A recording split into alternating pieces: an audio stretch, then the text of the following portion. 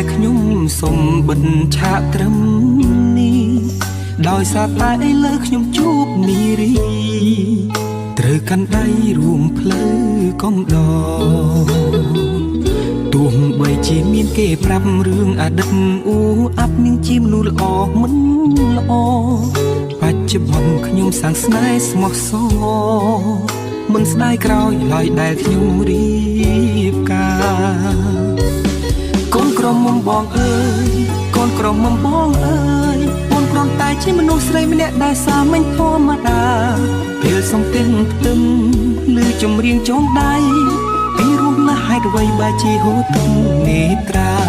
កូនក្រមុំបងអើយកូនក្រមុំបងអើយអូនមិនមែនជាមនុស្សស្រីល្អឥតខ្ចោះឬក៏អស្ចារ្យតែខ្ញុំព្រមស្ម័គ្រចំណង5ប្រការអរគុណម៉ាក់និងប៉ាញញឹមហើយជូនពរកូនផ្លូវជីវិតនេះខ្វែងខ្វាត់អ្វីម្លេះគ្មានភ្លើងស្ទប់ទេត្រជាក់ក្តៅយ៉ាងណាក៏ខ្ញុំត្រូវតែចេះមើលថែគ្នារៀងខ្លួនរស់នៅជាជីវិតគូទោះហត់នឿយតស៊ូក៏ត្រូវសណ្ដោងសំដូនថែរក្សាគ្នារហូតដល់កូន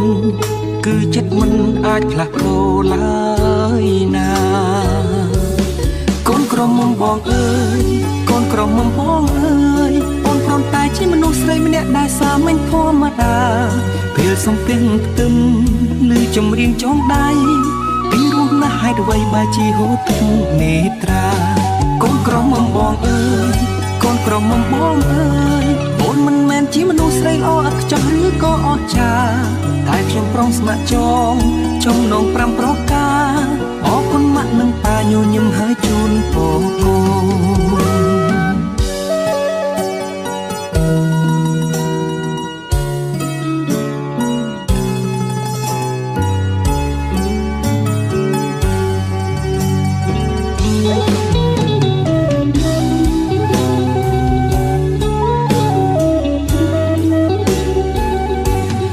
ជី